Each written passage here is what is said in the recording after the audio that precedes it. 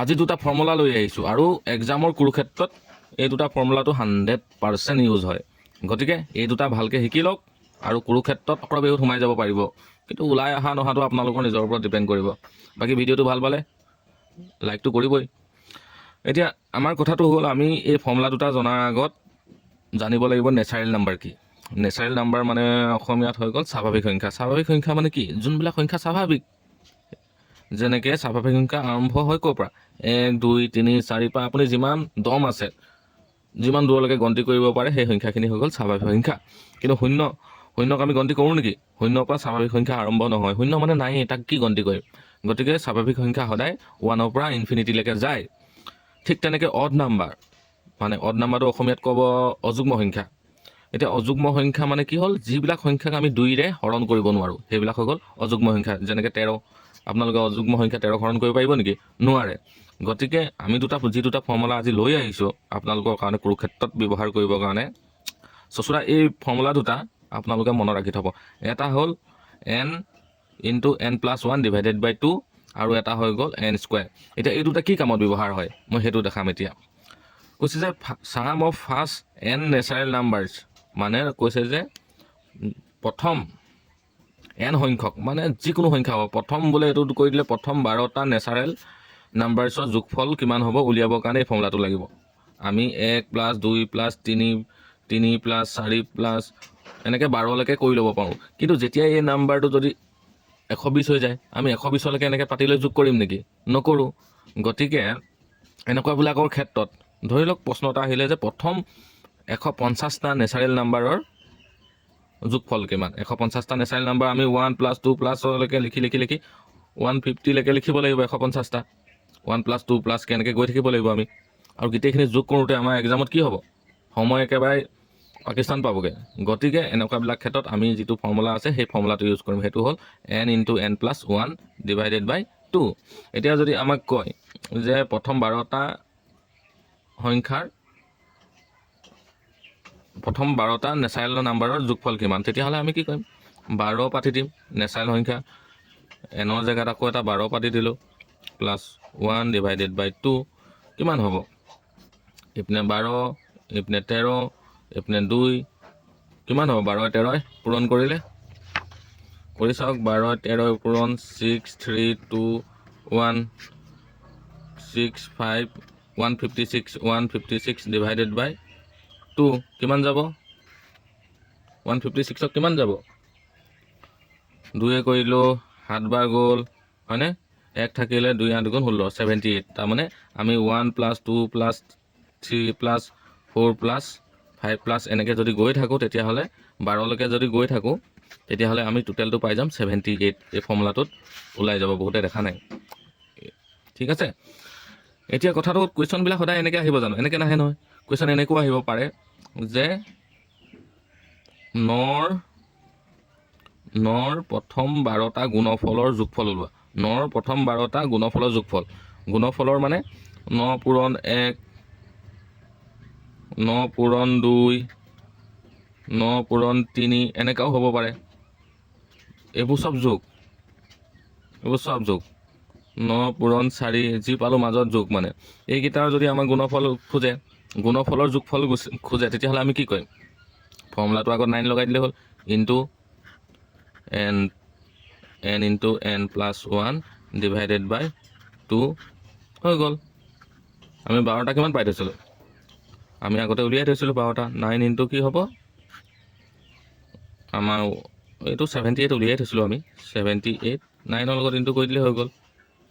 কিমান হ'ব 9ৰ লগত ইনটু কৰিলে? 8 9 × 72 2 কৰিলে 7 আপোনাৰ 63 হৈ যাব 70। তেতিয়াহ'লে আমাৰ কিমান পালোঁ? 702 হ'ব। তাৰমানে আমি 9 × 1 + 9 × 2 এনেকৈ যদি আমি 12টা সংখ্যা 12লৈকে কৰোঁ, গোটেইখিনিও প্লাছ কৰিলে মানে আমি কি পামগৈ? 702। পৰীক্ষাত এনেকৈহে আহিব কুৱেশ্যনবিলাক প্ৰথম 12টা সংখ্যা বুলি আমাক কৈ নিদিয়ে। আমাক ক'ব যে নৰ প্ৰথম 12টা গুণফলৰ যোগফল কিমান, তেতিয়া আমি এই ফৰ্মুলাটো ইউজ কৰিব লাগিব। যিসকলে বুজি পোৱা নাই কমেণ্টত লিখি দিব, মই আকৌ বুজাই দিম। মানে কি মইতো টিচাৰ নহয়, সেইকাৰণে অকণমান দিগদাৰ হয় বুজাবলৈ। বুজি নাপালে আপোনালোকে মোক কৈ দিব, মই আকৌ এবাৰ নতুন এটা ভিডিঅ' আনি বুজাই দিম। তাৰপিছত আহিলোঁ আমি অড নাম্বাৰৰ যিটো ফৰ্মুলা। অড নাম্বাৰ মানে অযুগ্ম সংখ্যাৰ যিটো ফৰ্মুলা। অযুগ্ম নাম্বাৰ মানে কি হৈ গ'ল, যিবিলাক সংখ্যাক আমি 2ৰে হৰণ কৰিব নোৱাৰোঁ। যেনেকৈ 13ক নোৱাৰোঁ, পাৰোঁ জানো? নোৱাৰোঁ। 2ৰে 15ক পাৰোঁ জানো? নোৱাৰোঁ। 3ক পাৰোঁ জানো? নোৱাৰোঁ। এনেকুৱা যিবিলাক অযুগ্ম সংখ্যা আছে, যিবিলাক আমি ভাগ কৰিব নোৱাৰোঁ, মাটি বাৰী লিখীয়া ককাই ভাইৰ মাজত মাটি বাৰী ভাগ কৰোঁতেও কেনেকুৱা জেং হৈ যায়। গতিকে 2ৰে এইকেইটাক ভাগ কৰিবলৈ যাওঁতেও জেং হৈ যাব, আমাৰ পইণ্টত আহি যাব। গতিকে এইবিলাক চিধা চিধি ভাগ কৰিব পৰা বস্তু নহয়। গতিকে জেং নোহোৱাকৈ যিবিলাক সংখ্যাক ভাগ কৰিব পাৰি সেইবিলাক হৈ গ'ল যুগ্ম, আৰু জেং কৰি কৰি যিবিলাক সংখ্যা 2ৰে ভাগ কৰিব পাৰি সেইবিলাক হৈ গ'ল অযুগ্ম। যেনেকৈ 13ক কেলৈ ভাগ কৰিব নোৱাৰিম? 13ক পাৰিম আমি, 2ৰে কেলৈ নোৱাৰিম? 2ৰে কৰিলে যাব 6.5। কিন্তু এনেকৈ নহ'ব, মানে দশমিকত আহিলে নহ'ব, গোটা গোটা যাব লাগিব। 12ক 2ৰে কৰিলে 6 গ'ল। গতিকে এই 12টো হৈ গ'ল যুগ্ম, 13টো হৈ গ'ল অযুগ্ম। বুজি পালে যুগ্ম অযুগ্ম কাক কয়? এতিয়া আহিলোঁ, আমাক যদি প্ৰশ্ন সোধে যে প্ৰথম 37টা অড নাম্বাৰৰ কিমান, প্ৰথম 37টা অযুগ্ম সংখ্যাৰ যোগফল। আখৰ একদম বেয়া দেই মোৰ। যোগফল কিমান? প্ৰথম কিমানটা দিলে আমাক? 37টা অযুগ্ম সংখ্যা। অযুগ্ম সংখ্যা আমি ক'লৈকে যাম হিচাপ কৰি? গৈ থাকিম 3, এইপিনে 5, 7, তাৰপিছত কিমান আহিব? 9, 11, 13, 15, কেইটা হ'ল? 1, 2, 3, 4, 5, 6, 7, 8টাহে হৈছে। এনেকৈ আমি কিমানলৈকে লিখিব লাগিব? 37লৈকে লিখিব লাগিব। আৰু গোটেইখিনি লিখি পিনে আমি পৰীক্ষাত যোগ কৰি দিয়ালৈকে সময় থাকিবগৈ নে আমাৰ হাতত? নাথাকে। তাৰ কাৰণে আমি এটা ফৰ্মুলা ইউজ কৰিম। সেই ফৰ্মুলাটো হ'ল কি? n square.